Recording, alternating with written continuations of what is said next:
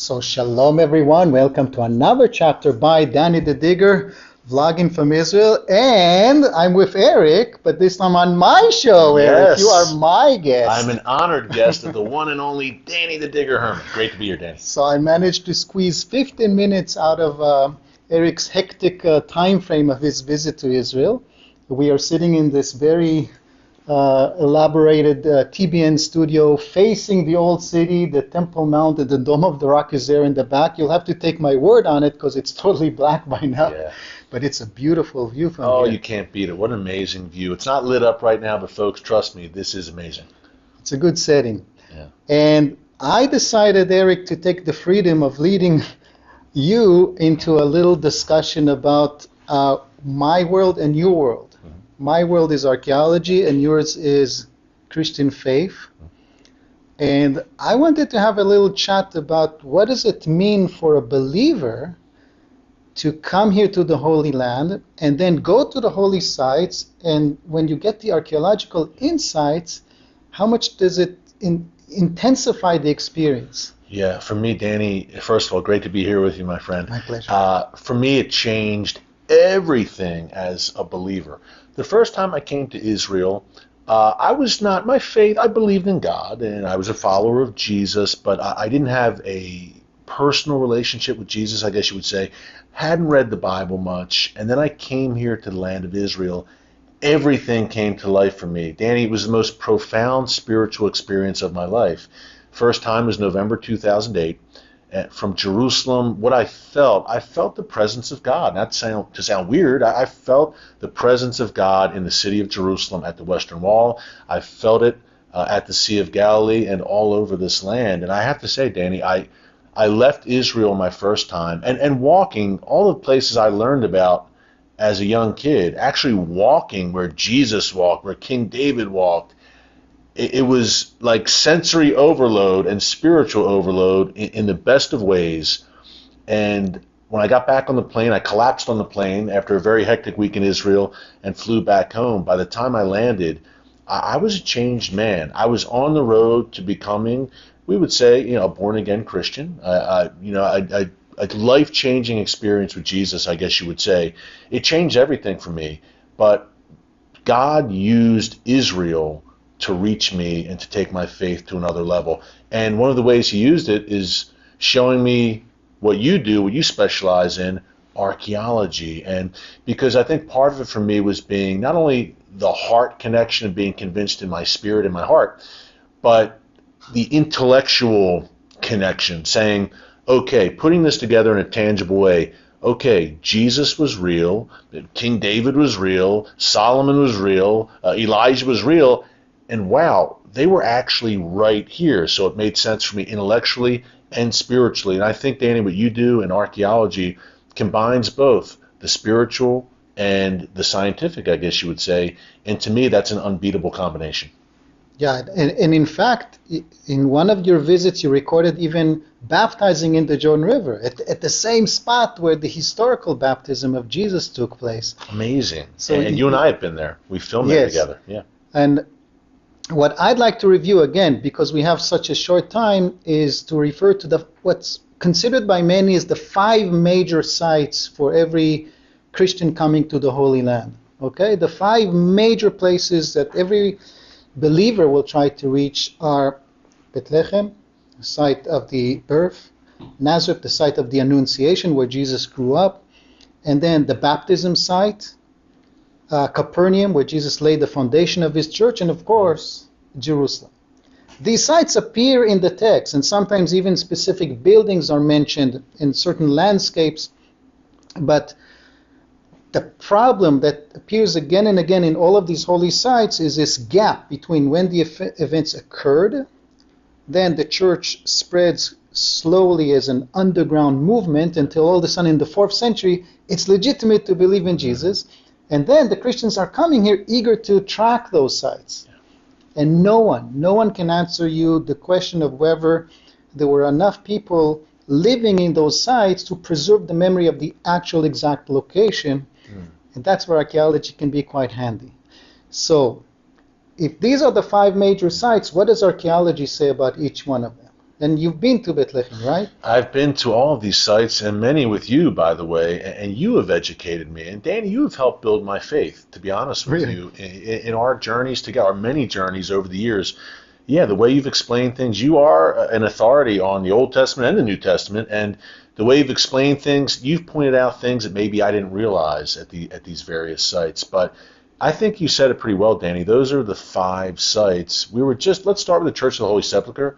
You and I were just there. We just filmed there together. An Easter special for TBN for my upcoming show, Stakelbeck Tonight. Church of the Holy Sepulchre, interesting place, I think, for a few reasons. And you and I talked about this. Number one, Helena, the mother of Constantine, she basically said, this is the place where Jesus crucified, died, buried, rose again. This is the spot. It's actually more elaborate. It says that she comes here, and a local bishop of a Christian community called Macarius takes her to the spot, shows her a hill and a tomb, but she says, well, okay, but how do we really know? And then the legend says that they start digging and they find a piece of wood, and that piece of wood performs a miracle. And that's the ultimate proof for her that this is indeed the place, and then the big church is created. Right. The question is, do we need those miracles to authenticate those places? Do we need, something? I don't think so. I mean, I think if it's the place, it's the place. I think if there's archaeological evidence there that this was the spot, there doesn't need to be some profound miracle saying, like you just laid out, that proves that this is the spot. I think if it's the spot, it's the spot. I think there's many places throughout Israel, you just know this is where it happened. So, since the 4th century, Christianity has been venerating the place mostly based on that story, at least in the Byzantine period, and the Crusaders kind of inherited this attitude. Yeah. But in the 19th century, a scientific field called archaeology develops, and it starts interrogating also these holy Christian sites, and the input is quite interesting, and especially the Holy Sepulchre. It's one of my favorites, because again and again and again, when you examine that specific site, it fits. Yes. Okay? The hill is natural. The tomb is typical to the 1st century. The shape of it is typical to the time, and it has only one ledge, and it says it was a new tomb. Mm-hmm. And you know what? I was filming there today, and I was looking for contents for my vlog, and they're doing some maintenance work underneath the entrance. And I saw it. I took pictures of it. They pulled out a lot of brown soil. And why is that important? Because the text also tells us that the tomb was inside a garden, and that brown good soil for gardening fits the text again. Yeah. Okay, so the Holy Sepulchre is one place where both tradition says it's the location, and so does science. Right, and you and I talked about this, the Garden Tomb, which is near the Damascus Gate, a place many evangelicals love. I love the Garden Tomb too. I feel peace there. I feel what we would say the Holy Spirit there. But it does seem that archaeologically, as you said, the Church of the Holy Sepulchre, the more likely candidate. Yes, both sides have pros and cons. The biggest problem with the Holy Sepulchre that it's within the old city, and the text tells us that the crucifixion and the burial were outside the city. Mm. But for this, I can recommend to my followers to watch my full-length review of each site and the pros and cons of each. Yeah. But that's where archaeology can help in figuring out the Holy Sepulchre. Yeah, I'd say visit both, right? Visit the Holy Sepulchre, visit the Garden Tomb. Totally. Come here to Israel. The only thing better than standing with Israel is standing in Israel, as some have said. And actually, next week, I'm planning to review those 2 sites with another celebrity, so stay tuned for that. So-called in my case. But let's move on to another site. Okay. The baptism site, for instance. Loved it. I mean, I took your lead on there as many times I do in terms of the archaeological veracity of this site, and it seems very solid. Obviously you're right on the Jordanian border. It's an interesting place. You got the Jordanian flag, Jordanian soldiers. The opposite side. On the opposite side. But I was baptized there. I mean, profound moment in my life, September 2016. A day I'll never forget, a moment I'll never forget, and just speaking from a spiritual sense, just an incredible peace as a believer to be with, my brothers and sisters from around the world, fellow Christians from every corner of the world coming to that baptismal site. And Danny, to see the joy on their faces, singing hymns and just everyone with a massive smile and a peace and a joy and just a spirit of love, and incredible for me. My experience there personally. Now I don't know if sometimes it might get a little overcrowded there. I don't know. But just to see people go down, and literally their lives are being changed in those waters of the Jordan River. You come out of there and you're not the same person. So for me, unforgettable, amazing, and seems to be the site or maybe close by. First of all, as someone that takes quite a few pilgrims there, when people come out of the water, they're cold and wet, but they seem to be glowing. You really feel that it's changed them. And I never get bored of seeing this. But as an archaeologist, it's a problem. It's just a stream of water. Yeah. You know, the mighty Jordan River is, as the Bible calls it. Yeah, it's just a stream of water Right. also, but can archaeology provide any insights? And it's a bit more complicated, but I still believe it's the right place. Wow. Okay, for one thing, it says that John the Baptist was active at the Jordan River, and people from the plains of the Jordan came to him. The plains of Jordan is the Old Testament term for the area of Jericho. And the site is just east of Jericho. Mm-hmm. But the big argument in favor of that site is an amazing archaeological discovery from the 1950s, the most significant archaeological discovery ever made in the Holy Land, the Dead Sea Scrolls. Okay, it's an amazing cache of information stored, hidden in 11 caves, about 6 hours walk away from the baptism site. Now, it's not Christian material. It's a library of a group that called itself the Yachad. Yeah. It followed a certain guy called the Teacher of Righteousness, but the values that they followed have a lot in common with John the Baptist. Yes, and I hate to be a broken record, folks, but you and I also filmed there. Yes. we did a segment about this. Of course, we Check kind of them covered out. all of this site. We covered all of this, but no, that is the John the Baptist connection is fascinating. So what I'm saying is that science and archaeology, again, supports heavily the tradition that the baptism site where it is, the Qasr el-Yahud, is indeed the right location. Amazing. And I can tell you, and you mentioned people coming out with a glow. I felt the same thing. I felt an overwhelming peace at that site. And I was never the same afterwards. You know, it just, special place. It is. One of many here in the land of Israel, needless to say. Now, moving up north, we have Capernaum. Oh, love it. Huge site from a historical Christian point of view. It's basically where Jesus laid the foundation of Christian faith and created the early church. He recruited the disciples and performed so many miracles and so on. Yeah, that's one of those places where we know Jesus walked there. Yes, but in the Middle Ages, we didn't even know where Capernaum was. It was identified in the Byzantine period. It was venerated. There was a big church built there.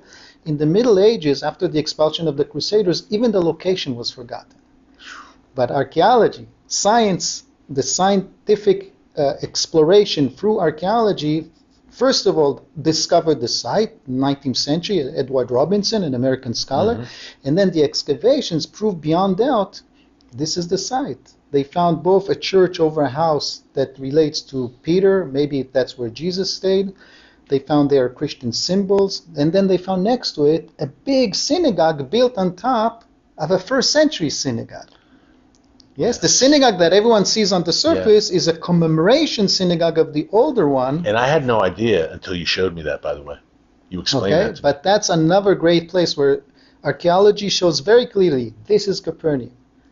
So and Jesus very, very likely taught in that synagogue, that very synagogue. Yes, and performed the miracles and sailed from there and returned back. And, you know, all the stories of Capernaum, when you go there, you can say with high level of certainty, I'm at the right spot. It's amazing. And I can tell you, I mean, you've been with me, you've seen my reaction to these places. Sometimes I just have to take a step back and take it all in, take a deep breath and say, wow. And I'm kind of on my phone pulling up the Bible, you know, different verses and saying, wow, that was right here. It's such a faith builder. For a believer, it's a moving experience. I know. It makes it tangible. And I have to say, in all these places, there's something different, Danny, about these places. There is just, in many of them, just a peace. I can't really describe it, but they're special places, and I can feel the presence of God there. I can, in a tangible way. This place is different in the most wonderful of ways. I really feel that at many sites. Capernaum is one. Although it can get really crowded It can. in the season. And we talked about the Church of the Holy Sepulchre earlier. That's another place, special place. But man, I will say it can be hard to focus at some of these sites when there is a mob of people. But by the same token, these people are thrilled to be there from around the world. I'm spoiled. I come to Israel 3-4 times a year. But for many people, this is on their bucket list, as they say. This is their one trip in their life. And man, I get out of the way and say, hey, go. Do your thing, take it all in. Yes, I as someone that follows and leads those people, I never get bored of seeing how it evokes their feelings, their emotions. And now, 2 more places, because we're running out of time. It's okay. And if we compare Nazareth to Capernaum, on one hand, Nazareth was never forgotten. Nazareth has been continuously inhabited since the Roman period. So we know where Nazareth is. Pretty big city. I mean, pretty big. And now it's actually the biggest Arab city in the Galilee. Yeah. Where's the problem? Do we know if what's called the Church of the Annunciation and the neighboring Church of St. Joseph are really the home of Mary and the home of the Holy Family? Okay? Again, in the Byzantine period, they claimed this is the spot, and then the big church was actually, the first one was moderate in scale. The Crusaders made a big-scale church, and in 1969, the Catholics restored it, and it made it even bigger. It's just a huge complex. But the sanctity of it claims to be the chapel beneath, the crypt, which was the very room in Mary's house where the angel appeared to her and blessed are you among all women, and congratulations, you're pregnant. Here I have a problem, actually. Here I have a problem because it said that it happened in her room. And the place is more like a basement.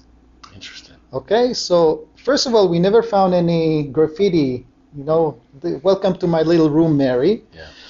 And it's more of a basement, but it doesn't mean that it's impossible that she lived there. People also lived in caves back then.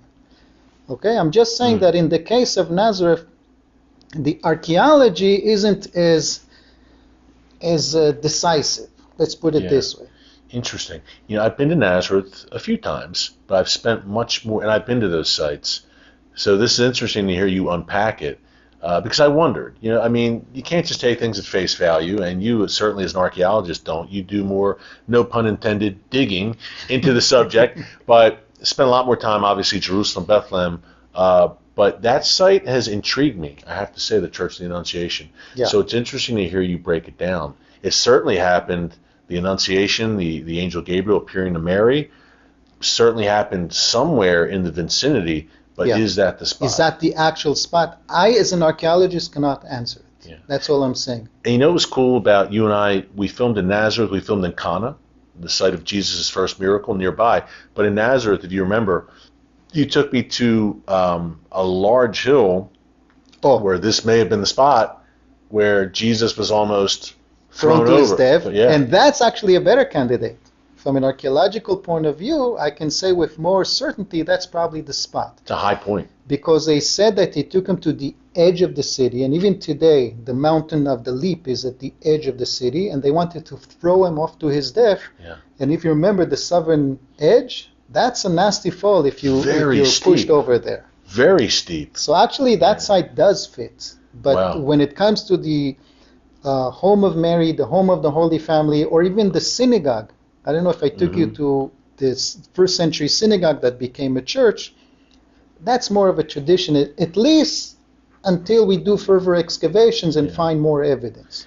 Speaking of synagogues in that vicinity, I know we'll finish up with Bethlehem, I think we have left. Bethlehem. One more. Man, I love Magdala.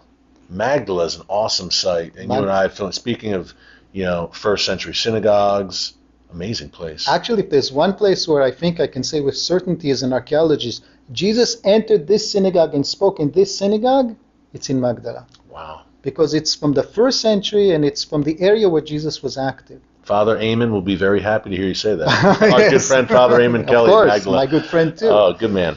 But Magdala is an incredible site. Definitely. It should be the sixth, most important site to visit after the top 5. And that's fairly recent, those developments in Magdala. Past 15 years or so. Yes. The core of the city has been dug already in the 70s, and still hasn't been open to the public. It's an excavation from years ago by the Franciscans. And the synagogue was found by chance when some entrepreneur wanted to build a hotel there. Yeah. And to this day, the synagogue is like in the corner of the hotel. Yeah, they changed the plans. It's right there. And great hotel, by the way. Yes, that's also a good point. Yes, it is. And the archaeology of Magdala is a great topic by itself. Awesome topic. The stone. I mean, we could get into it, folks. We have to go back to Magdala. And when these excavations kind of are unpacked a little bit more, we should return. Yes, but I will add a note referring to all the places where we have filmed, so the viewer can see both my vlog on those sites and our Very cool. combined presentation. Yes. And the last site, which I admit I have not taken you to because it's under Palestinian control. For me as an Israeli Jew, it's a bit of a problem to get there. Bethlehem. Mm-hmm. The house of bread is what it means in English. The hometown of David is also where Jesus was born. Which sometimes people forget. That Bethlehem is the hometown of David. I mean, people sometimes forget that. And there you have a church from the Byzantine period because of Helena's attribution of the crypt beneath it to where Jesus was born. And it's another major site of visit, but as an archaeologist, I don't have any tools to examine that site. Interesting. But, because the previous sites that we have reviewed, we've seen how archaeology ends up validating what the tradition says. Let's say that Helena probably picked that spot based on some knowledge that was available then, and we don't have it anymore. Available then about 300 years after the death of Jesus. Yes. And that's a good point, Danny. Look, Church of the Nativity in Bethlehem, the possible birthplace of Jesus, where the manger was, and then the Church of the Holy Sepulchre in Jerusalem, both kind of identified by Helena. Yeah. And both built in a similar time frame. They're about the same age, two of the oldest churches in the world. Yes, although the Church of Nativity is preserving better the Justinian expansion or modification. That was 6th century Justinian. 6th century. The Holy Sepulchre was completely modified by the Crusaders, and then the interior was completely redone after the big fire of 1808. Wow. So the Church of Nativity is actually the best place to see a Byzantine design, of the founding fathers of Christianizing the space here. Well, also in Bethlehem, the Shepherd's Field. I love that spot. Look, I've been to the Church of the Nativity many times. Shepherd's Field seems to me, in my very amateur opinion, with no archaeological background, just leaning on you, but the Shepherd's Field looks legit to me. Just being there, I've stood on the Shepherd's Field many times. I've looked around the terrain. I've walked it. I've said, okay, I could see that happen here, where the angels appeared to the shepherds and announced the birth of Jesus. I could see that. I could see it here. Let me compliment on this and say that from a scientific point of view, it is probably the right spot. Wow. For two reasons. A, it's in a valley where you have more grass. Mm-hmm. You would assume that that's where the shepherds would be with their sheep. And there are caves which were used, and some are still used also today by Bedouins to store the sheep. Yeah. So the archaeology and the microclimate also fits the tradition that this is the place. I have a quick question for you as we close out here. Christmas time, a little while ago, just passed, but people say it wasn't a manger. What do you think? What did the birth of Jesus really look like? Was it a manger? We see obviously the nativity scenes at Christmas time. Well, the text says it, that there was a manger. But what did the manger in the first century look like? It could have been just some ledge. It's really, there are so many variations. It's hard to give a specific classification of it. There is. The cave could have been the place of the birth. I'm just saying the archaeology doesn't have enough information to give its conclusion whether it is or not. But because the other sites were proven by archaeology to be the right locations, I give that site credit as well. Wow, amazing. It never gets old. This is so fun. No, and it only gets better. As we advance, archaeological research keeps finding more and more finds all the time, and sometimes they keep validating the holy places, either of the New Testament or the Old Testament, and sometimes I get to bring you and show you the latest discoveries, and You're on top of it. When something trying. when something breaks, you're texting me WhatsApp and saying, "Hey, we have to do something on this." Yeah. It's always a blast. So I'm getting signs here that it's time to go, and I'd really like to thank you, Eric, for chatting Danny, with me. Always a pleasure, my friend. And awesome. Stay tuned because more contents will be showing up. Before we leave, I just remind you, be friendly and subscribe and hit the like. And if you want to contribute to my vlogging project so I keep doing this, you can show your generosity through the link to PayPal where you can give whatever your heart feels. So thank you. Toda Rabba. Toda Eric and Shalom from Jerusalem.